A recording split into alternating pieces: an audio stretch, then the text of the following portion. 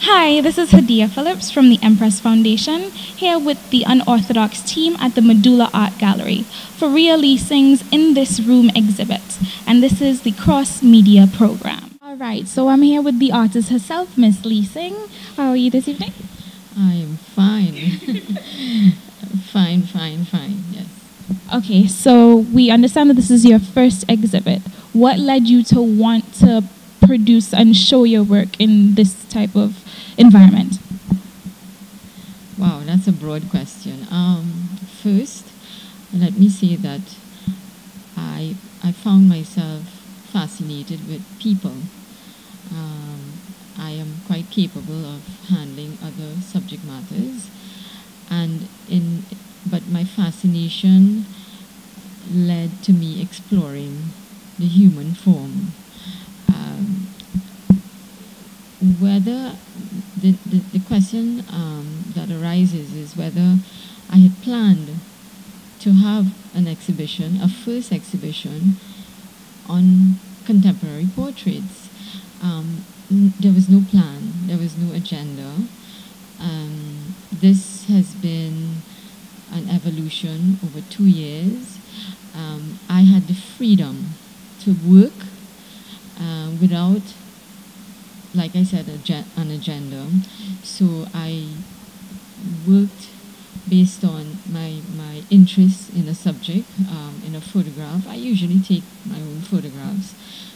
They're random, they're not composed, they're not pre-planned, so that when I sit with my photographs, I may see something at that point on the computer that I would not have seen before. Something when I zoom in held my interest, so that I then say, okay, this would be an interesting subject, and this would be something I would like someone else to see. And then one thing leads to another. I then begin to think about how would I best illustrate what I'm seeing in this person. So I may change my palettes, etc., to accommodate that what I want to reflect. So this is how I'm at this point. It has been an easy process, stimulated only by an interest in what I saw before me, and arriving at a point where I've got 21 pieces at Medulla Gallery. All right, so I know there are a lot of artists that they do their pieces, they have their interests, and they put them on paper, but they just don't feel like showing them off. Why do you think you felt like you needed to show these to the world? I love that question. When I met these people, I've pretty much interfaced with each person here, even if it's for 5 minutes. Sometimes I would ask permission to take a photograph, and that would be the end of the interaction. And then there are other times when I would have been speaking with the person for 4 hours on a flight, and so I interacted with these people in one way or the other, and they left an impression on me. One woman in a chapel, I saw her praying, and she was not bowing, she was lifting her head up to the heavens, and I wanted to capture that. And then I found the backstory, and I'm always interested in the context, what was this person doing just before this moment, or what were the last few years like, so that having interacted with the person for that moment, them leaving an impression on me, I painted them.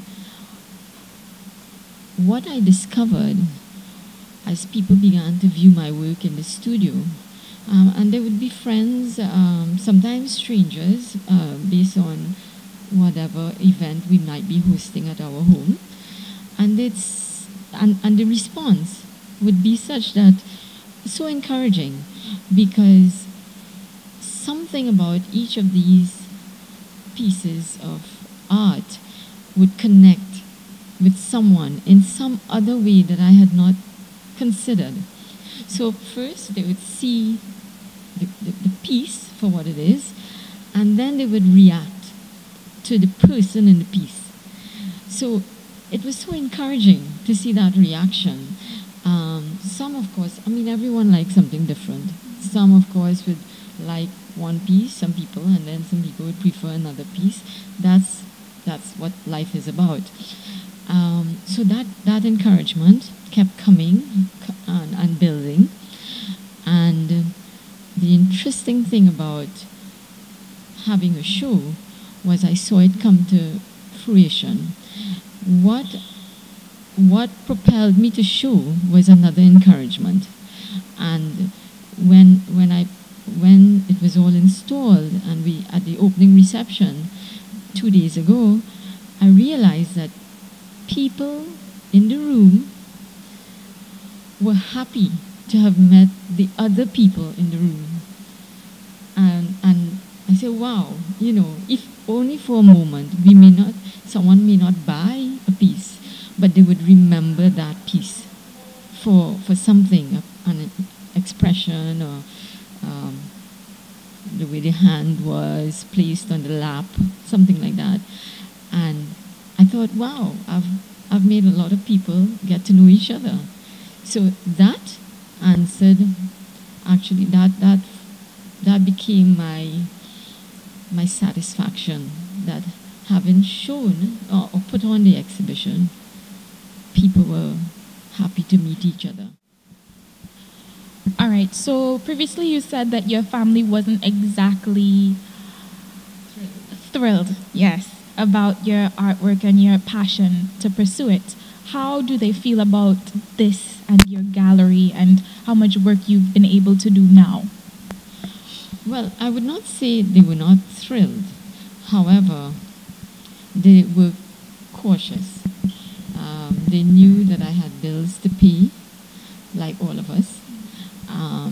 And my mother suggested that maybe whilst I explored this side of me, maybe I should get a job that would still pay some of the basic bills. It would not be a high-stress job like in advertising.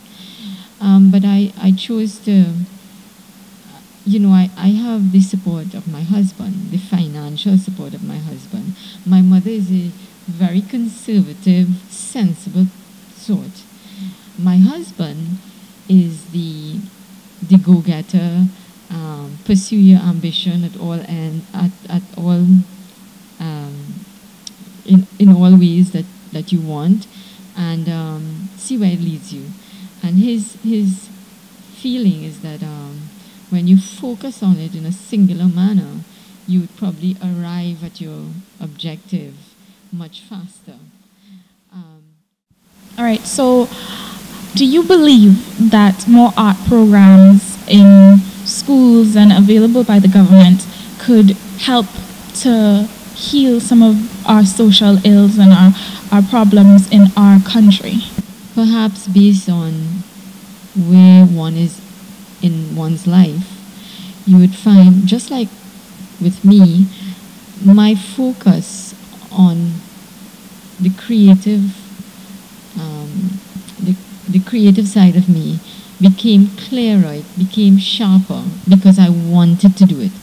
The will to create was there in a way that I didn't have it before. I did not see a need. So sometimes, maybe nothing is wrong with the art programs. Maybe it is that we simply need to encourage in a community way, as a nation. We need to encourage each other to pursue more than one interest, because there's academic interests, and then there are other interests. We tend to actually focus on art in school. I remember focusing on art in school only to a certain point. After that, it was about exams and about what subjects would get me into the university program that will allow me to make a living, and which would be, maths and science and so on and so forth. So I have seen students become less interested in the creative subjects as exams draw closer. That I would like to change, just to shift the emphasis and maybe just split it down the middle. That not everyone is a business-minded person. Not everyone is clear about their creative skills. Exposure to as many creative interests would help a child know that what they like, what they don't like. And even if someone were to go into business or education as a profession, or politics, there should be an encouragement to continue doing that other creative endeavor that they liked. And I've encountered over the years people saying, and especially over the last 3 years with me working full-time as an artist, I've encountered persons close to me, friends, in conversation saying, I love drawing. I used to be very good at it. My daughter loves painting and I help her with her watercolors. But you know what? I don't have the time to do it. And I think, now don't get me wrong, I have no children. So my responsibilities are a little different. My focus is a little different. I can work 8 hours or 6 hours on one thing and not have someone call me in an emergency, or change my plan for the day. So I understand that. But I do think that we need to take a little time for ourselves, our individual selves. Just in the way we sometimes find it difficult to put aside an hour or two for reading. As adults, we would look after what we need to do for the day, and then we're very tired. We are unable to read. So, education has to be something that is about. I think what has to be brought into the education of individuals is the understanding that it is not all academic, and that we actually limit ourselves when we drop the arts. All right, so I myself am a part of a feminist group of artists. Do you think, or how do you feel about the notion that the art world and all the creative endeavors that are pushed are generally males? Some of what you're asking me, I'm actually exploring as first-time issues. I'm articulating views for the first time. So, and a lot of this I may not have given real thought over the years. What has been my experience, both in the business world and now in this very short period of time as an artist, and I want to particularly go back to the business world, because that question, with a business intent, has been asked before. Why do men succeed in business, and there are more men in business, and they seem to have greater visibility. So I think what you're asking me is along those lines, except it's saying that it's about the feminine and female presence in the arts and their visibility. There's a difference between visibility and participation or contribution. But with regards to whether I believe that there is greater visibility for men, against women, maybe there is. I don't have facts and figures to work with. Visibility, there's greater visibility. But I also believe that as an individual, you need to be in that place at that time when it makes a difference. And you have a responsibility to yourself to be there, or to open up, or to create the opportunities, or to keep on pushing and keep on being heard. Because like everything else, I think when you don't speak, you're not given attention. And I'm using those words metaphorically. I have never had a problem as a woman in business. I've not been discriminated against. I have had people wanting to do business with me because I was always prepared for that moment. I work hard at being prepared. I lose sleep at being prepared. And being prepared doesn't mean that you're prepared for a proposal, a presentation, a brief. It is that you're prepared because you're constantly reading, you're constantly researching, you're constantly observing, reading the newspapers, being aware of what is going on.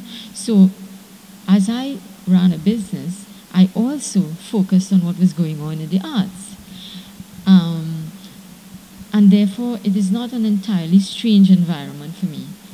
I am aware of who might be doing what in most instances, who is pushing the envelope, who are the stalwarts, who are the newbies, for want of a better description, including myself. I am not part of a group, an interest group, whether it is a female group of artists or a group of artists. I usually find it difficult to share time with other people, because time is, for me, is work time, and that is valuable time. I covet my time so that I can work. If I took time off to meet, it means I'm not producing. I can share online as much as possible. So that the question I would ask you is that maybe we should look at what is the visibility advantage compared to the contribution that women actually make. And my suggestion here is that women are wonderful managers of resources. So I can only think that women artists perhaps have a lot more to contribute. How they are seen and who sees them, I think, has to do with the women themselves, first as individuals and within a group. And maybe some aggression, more aggression, I don't know, I cannot judge because I am not part of your group and I am not aware of your conversations. I can just simply say that I would not ever wait for someone to come to me with an idea. I prefer to go to someone with an idea. And then they may say no, and then I either rethink my idea or I go to someone else. I don't take no for an answer. So do you think that our trying to push the female presence, do you take that as being negatively sexist? What I realize is that all of us have needs. We need to be supported differently. I had the gallery supporting the idea that there is a show and that it can be done. I needed to build a confidence in that thought. After that, everything else became easier. your need might be different to mine as a woman, as a person, as an artist. So first of all, everyone needs support, and if you find a support, if your way of if you are comfortable within a group and providing support to other people and other people providing support to you, then everything is right with that. All right, so recently there was an artist who did a study. He painted 45 self-portraits. Each time prior to painting his portraits, he would take a different drug: LSD, marijuana, cocaine. So how do you feel about people taking drugs to enhance their creative process and open up their minds differently? I think it's a terrible thing to resort to drugs for any reason. Any enhancements is not necessary. I'm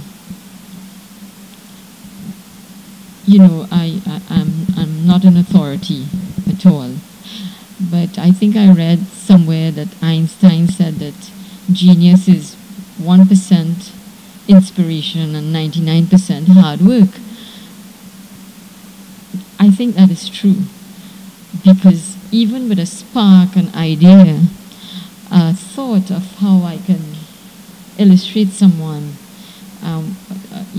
what likeness would I create when I see a photograph, it takes so much work to get it right, and I may have to do it over to get it right, to get another part right, and then do it over to get it everything synchronizing.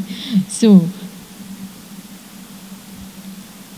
but you see, I prefer hard work, and I don't expect that to lose myself in a drug state to get to the point of fruition with a piece. So that there are two matters here. What I like, because I like to be conscious in my creative process, and what I think is right and wrong. I think we do not need to enter that state of, and I don't know what a drug state is. I'm assuming it's a euphoric state. I'm assuming it's a state where you're probably clearer about an idea. I cannot see its application. I'm unable to grasp it as a concept. Maybe because for me it's all about being focused and being in the now moment, being present in what I'm doing, so that I take full responsibility for every stroke on that canvas. I am aware of the difference the application of a color in this area will make to that area, and then I have a choice to change it, because I am aware that I placed the color or the line for a reason in a particular area on the canvas. If it does not work, I want to be able to change it, and I cannot let go of that consciousness. So I will not agree to enhancements, to using enhancements. I cannot condone it either, because I also think it's illegal. So I will not excuse it on the basis of, it's a creative process. It's still illegal. There is the aspect of exploration, exploration of mood and mind, and exploring how we change when we're under a stimuli,